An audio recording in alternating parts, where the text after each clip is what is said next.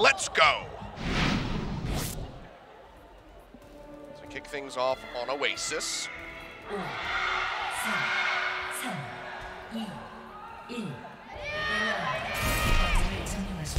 Big cheer there for KongDoo Panthera. Will be on University yet again to start things off. Ding rushing his way to a positional advantage here, using rocket jumps there and the concussive shot to actually get himself into a position where he can poke at the supports here. And obviously he's not worried that he's going to get Pharah dueled very quickly. In fact, gets the positional advantage on the Pharah as well, but misses some shots. Should be able to take him out. Yeah, gets that higher advantage there onto CCJ. Doesn't really have anywhere to go. Does manage to take him down. Changchik had fallen low and stay alive. Jin just going to be res back in, and Rio, one pop to the head there from Ding will take him down, and this should be a very easy cap, easy clap for KongDoo Panthera. And very much on the back of Ding's rush to the positional advantage. Very good showing there, just getting into position faster, whereas Bellum kind of grouped up a little bit more because they're running the Hanzo. A little bit tougher to send your Pharah out and split up your DPSs. Youngjin looking for a flank here. He is hidden at the moment.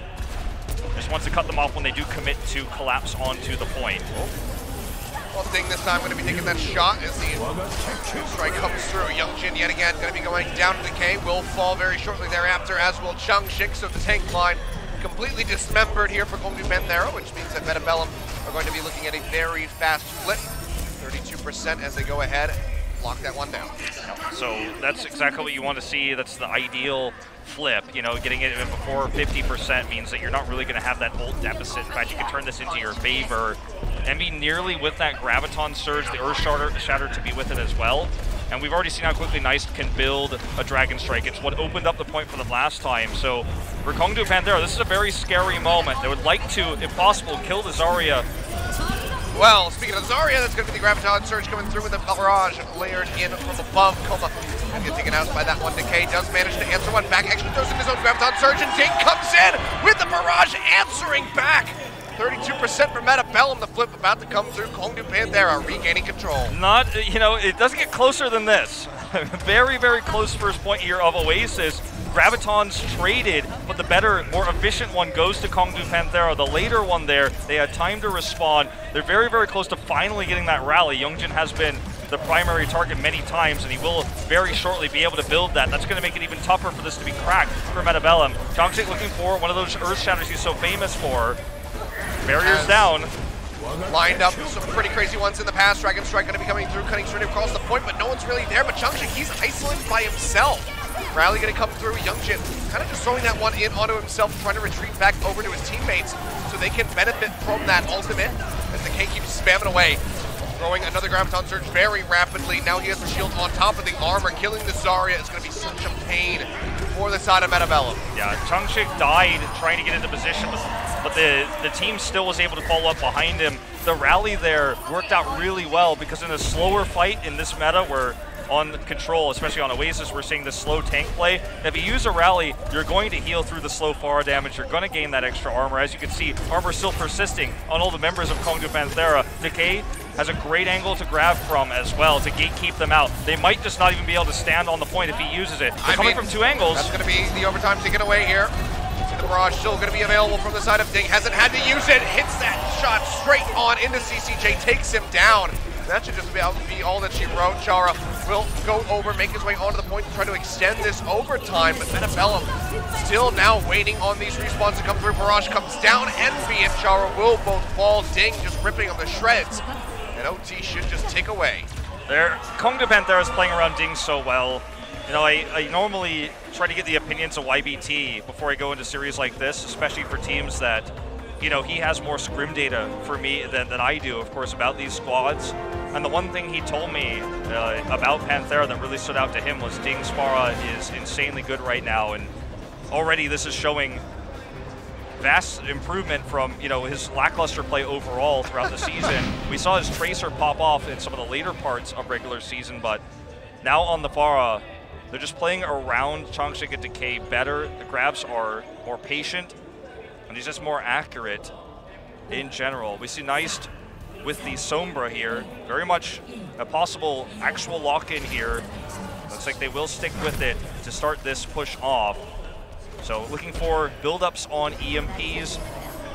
This is going to be a great tool to really help shut down the Pharah, as well as this tanky composition. You can just blow up the front line there if the EMP goes off. I mean, shield's gone on the Zarya, no shield for Changshi. Can't really do much other than just swing away. See though, 1J leading a bit of damage, but still going to be able to stay alive. In the meantime, Luffy will go down. Rio and Envy under fire, however, and Changshi manages to find a kill onto CCJ of all people. The Moira in a bad spot as the new Schröder orb comes through, but manages to stay alive for the moment. But nice, cannot say the same.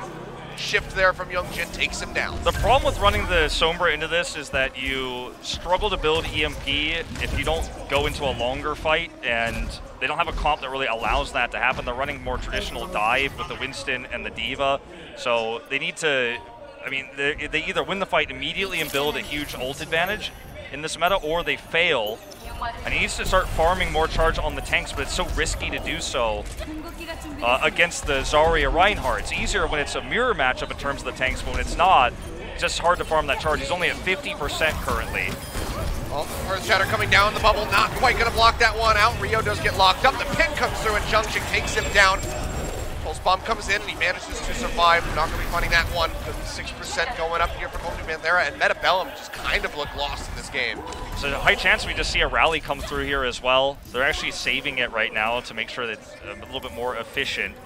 It's against the Sombra Tracer and this kind of dive that isn't as bursty without the Genji. You know, you can wait till the last second. That's exactly what they're going to do here right at the beginning of this fight to maximize the extra healing property basically this gives. Looking for an opportunity here to layer in this barrage. So far hasn't needed it. Sound barrier going to be a bit too late there from Chara. Can't keep Rio in the fight, and Envy going to get popped out of the mech regardless. Graviton Surge ready to go. Decay is destroying them with this Zarya. Not even at full charge, but still just dishing out the damage. And Bellum held at bay yet again. KongDoo Panthera looking for the 2-0 finish on Garden. Ult advantage for KongDoo Panthera. Nice finally has the EMP, but KongDoo Panthera could just wait for the EMP, and even they could give the point if it goes poorly, then use their ults to retake. Good position here for one. Throws that down, catches a couple members, but honestly, have to wait for the follow-up. Decay going low, they're trying to heal him up, but it's not going to be enough, so that you lose out onto that Zarya.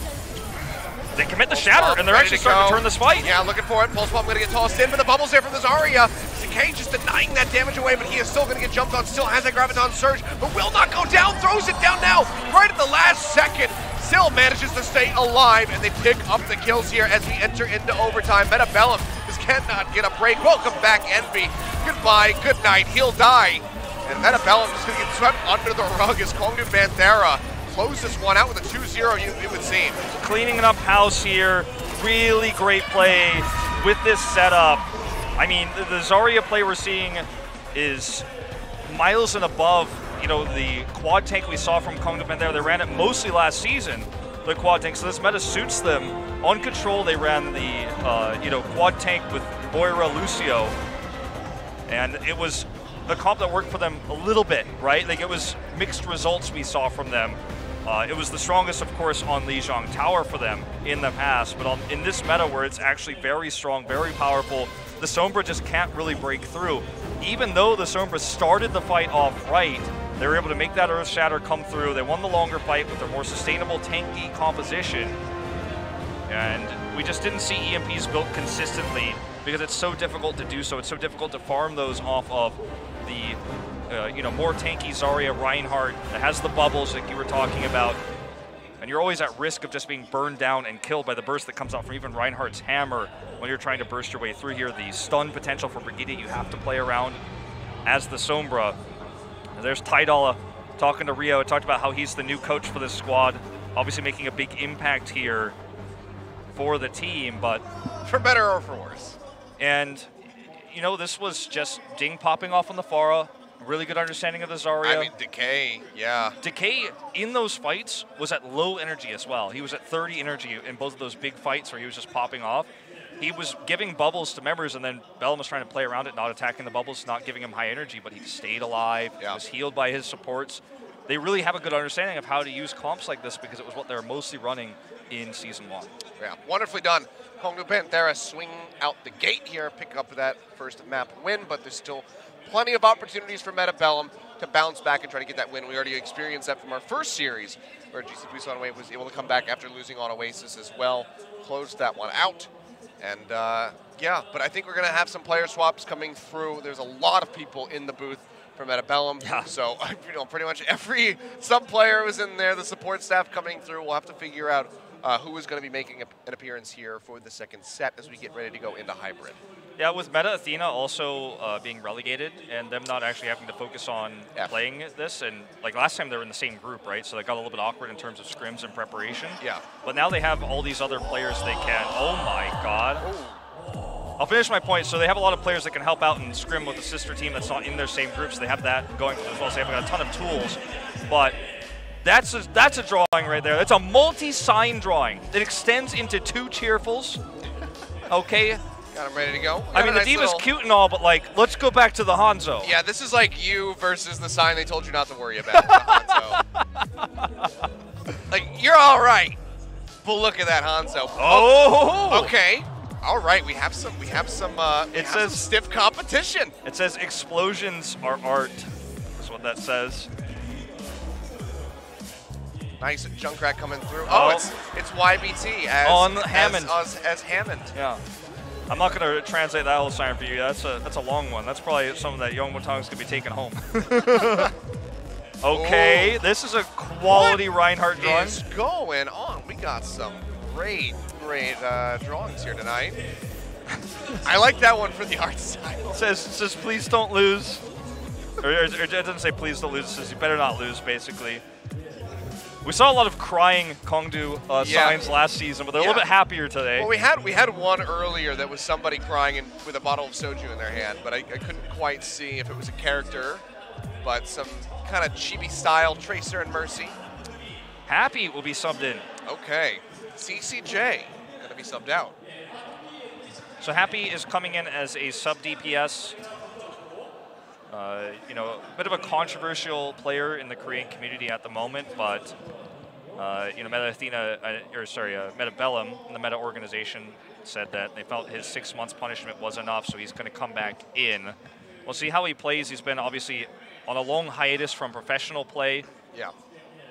You know, similar to the likes of players like Zephyr in the past, took a long break due to mostly community concerns, right? So where his head's at and where his mechanical skill is at and what the pressure he's going to feel playing against this team that's obviously dominated game 1 and against a crowd that has mixed feelings is going to be pretty telling of where his mentality is right now. If he can come out and just kill it, that's kind of a terrifying thing, right? Yeah. If he can stand up to the pressure. There's a lot of pressure on this player specifically at the moment. You don't want to have a darker history in esports like Happy currently does, and then also not deliver for your team. Then it's just a double whammy. You want to at least have, you know, that problem and then make up for it by being a great player. Yeah, you know, as the GC Busan Wave coach said earlier, once you're a professional, you have to play for your team, you have to play for the win, you have to play as a professional player, but you also have to play for the fans. You've got to, you know, make sure that you're loved by all and you give yourself a good reputation. So yeah. We also see Roar is going to be subbed in for Changshik, it looks like, as well. So 2 substitutions here. Changshik being historically the ex-meta player, actually Meta Athena player, historically the better Reinhardt. And then by the end of the season, the better Winston as well, but it looks like perhaps they now are specialized. So Changshik playing the Reinhardt on the map where it's Reinhardt fixed, and then maybe now we're going to see a little bit more Winston out of Roar, you have to guess. The overarching point is that boosting's bad, okay? So don't do that. Don't do it. You can see the GC Busan Wave players are watching live in the crowd here as well. All the players have fan meetings after the match. They stick around, and you're seeing a lot of them just watch in the studio. It says KongDoo fighting, also give me a present. Trying to get that Tracers. It wants a Tracer figure. Trying to get that Tracer statue. Yeah. I don't know, man. It's a decent looking Hammond, but after some of those other ones, the Hanzo and the Junkrat and the Reinhardt, it's going to be pretty tough to get that present. Widowmaker's still hanging out. Signs, man. Like last year, or I keep saying last year, last season we had a lot of great art, but there's a Winston as well.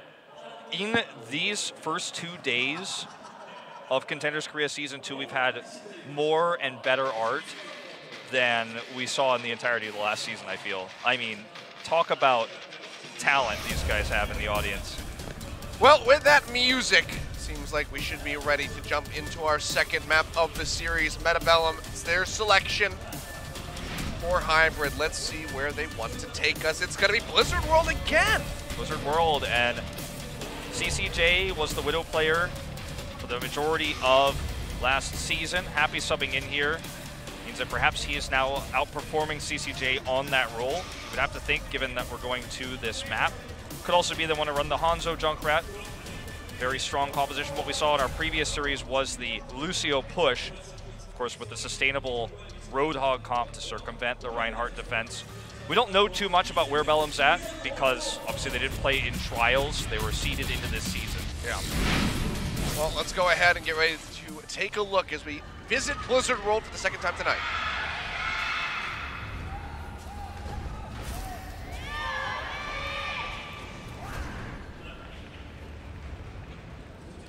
Here we go.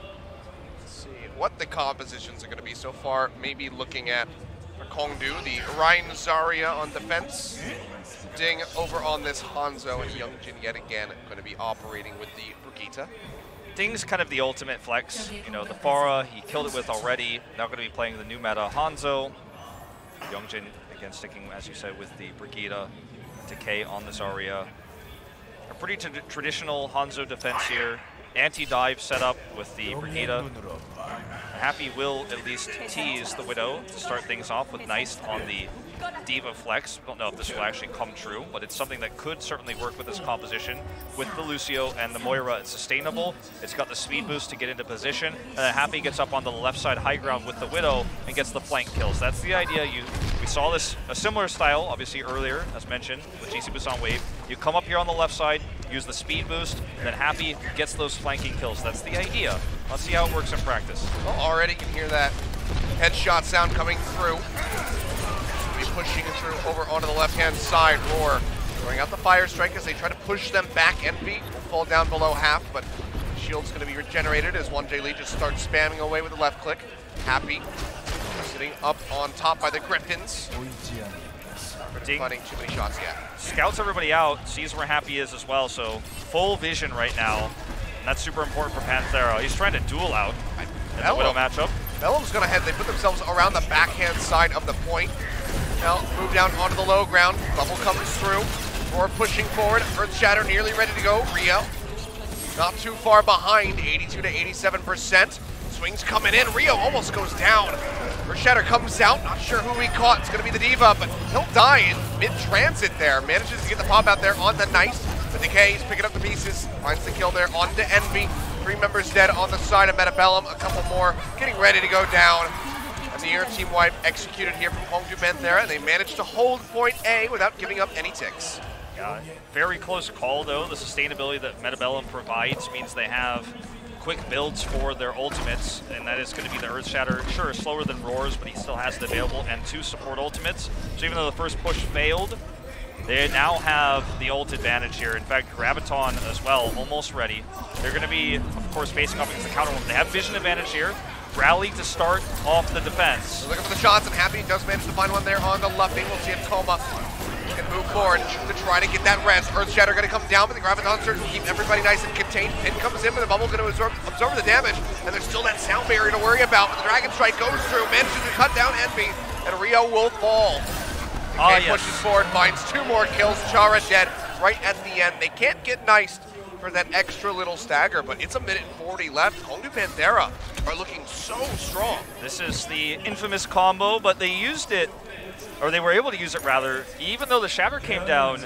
Youngjin's armor from the rally kept everybody alive, kept them healed up. Envy still has his Graviton, but they don't have anything besides the bigger bang to combo with, an old school combo.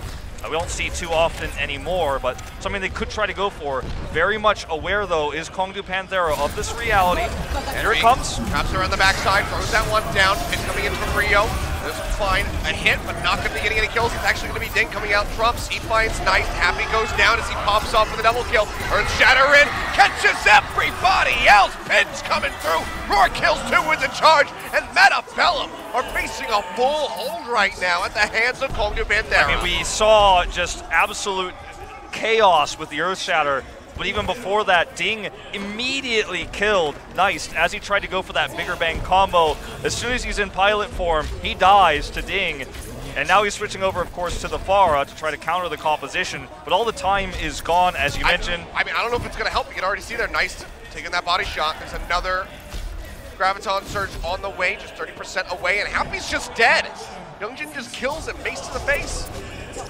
I have to say, of the 8 teams we've seen so far, this is the best team we've seen, the best dominance we've seen over these first 2 days of Contenders Season 2. Panthera is untouchable at the moment. Yeah. Still have to wait for the other squads to come through, missing the likes of Runaway and Element Mystic, so can't really quantify their talent here on this patch, but Graviton ready to go. Dragon Ding Strike gets another pick. ready to go, but Frios is going to die. Happy's dead. That's it.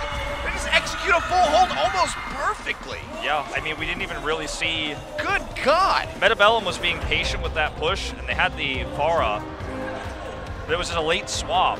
Obviously, when they put Nice back onto it and the Envy back onto the Diva, it was a little bit late there, but utter domination. And you have to wonder now, I mean, will this be a first push win for KongDoo Panthera? They have such great understanding of this meta. This is the meta they were running when they played in the beginning of the season. We saw this in the Team Story Cup, right? That was the only data we really had to go on before Season 1 for this squad, because obviously they were seeded from Apex. They ran this style of composition so much, and almost to a fault in Season 1. It didn't work there, but now that this is the meta, this is the way you play these maps, especially on point A, they just have the better understanding. The Zarya grab surge is coming through, that combo there with the Dragon Strike. The accuracy we're seeing on Ding, first the Pharah, now the Hanzo. It's just fearsome. And, you know, I don't want to judge Happy off of one point A attack against a team that's got such a solid defense. But he didn't make much of an impact, and not on his own fault, but just because KongDoo Panthera has this unbreakable, uncrackable fortress. I mean, he just got killed twice by Youngjin's Brigitte in a row, basically. Dies, comes back, dies again. This is incredible. I mean, we have to see how the attack's going to go, but so far, KongDoo Panthera are making Bellum look like Shanghai Dragons. I mean, it's... versus NYXL. It feels that way. I mean, this is by far the best performance we've seen. Maybe I should say Valiant, because they won the stage 4. But, you know, we're going to see a really similar concept to the past, right? With Happy on the Widow, Nice on the Junkrat. This is the old school Risa Widow defense, Junkrat Peel versus, you know, the variation here with the Hanzo versus the Widow for more tank busting. That's what Ding is hoping for here. And the longer fight, you get combos. Since they only have to get one tick, if this fails, it just becomes an eco push by default because you've earned so much in the longer fight with this composition. Ironically, they're running the Zenyatta and not the Lucio, so not even going all in on this, having extra damage for Ding to, again, bust down those tanks. Okay, well, Happy now finds the opening there on the Youngjin, but the rest is available, so Koma just going to bring him right back into the fight, but that's a cooldown that will have to be expended, and Decay will fall. So it seems like this is not going to be a first push victory for the side of KongDoo Panthera, unless they can pull something crazy out of their rear ends. But yeah, they'll just go ahead and retreat back over towards the spawn. Really cool to see Bellum take this forward fight, because it means that Panthera can't fight where their comp is best. They fight into the Junkrat, where Junkrat is going to get the advantage. And it also means they didn't build very many ultimates with that first push. You know, it's talking about how efficient you're going to be with this comp no matter what. But that was the one fight they took where they couldn't even build half a Graviton or half an Earth Shatter because Bellum fought them at their worst spot. So really intelligent decision making here by Bellum to take the fight to them in that corridor where the Junkrat AoE gets more value. And they also do have that Riptire almost available. Still very scary here from Bellum. Self-destruct ready, Riptire ready. Transcendence and Valk on the way. Tire going to be drawn out. Chara goes down. Ding finding that opening. The Riptire pushes straight in underneath the Roar's shield and will take him down. Lee trying to get onto the point, but Decay will stop him. Charge in from Envy. In onto Youngjin. Not going to be finding a kill, but manages to turn around with the help of Happy and get rid of that pesky Zarya. As the K gets closer and closer to a Graviton Surge, Red's going to be used by Coma. They're in onto the point. Contention finally coming through. Rio just now respawning. Dragon Strike coming in. We see it's going to be nice coming up with the kill there on the Ding, but nobody else is there. They're unhindered. That's 2-0 already for KongDoo Panthera, taking a firm lead. Just one more map win. They'll close this out.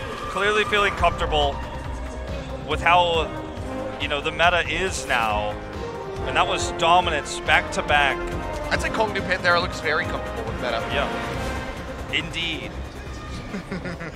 I saw the stain in your face when you realized. Yeah. But, whew. Well, I mean, look, this team knows how to force the situation where Ding gets into position and burst the tanks. That's why they ran very differently than everyone else who's run attacks similar to this on Blizzard World or on Numbani. They ran the Zenyatta, because that means that Ding does more damage with his Hanzo, is able to do further burst on the tanks. The first push got shut down because they had the positional advantage. The second one, they got that opening pick. And it was just, I mean, straight up dominance. I don't know what else to say. Like, this is our most one-sided first two maps we've ever seen. And it's not a shock that KongDoo Panthera comes out and does well with the comp they tried to force to work last season when it was less meta, but now that it is the way the game is played, it's not a surprise they do well with it, but doing this well, dominating this hard, I don't think anyone could have predicted that. Certainly not, man. After that first insane series that we had at GC, managing to get the win over MVP, very, very long one. You know, what was it, well over 2 hours that we had that series running. It's now 10 p.m., so we're already 3 hours deep into this broadcast, but already halfway through this series. Yeah.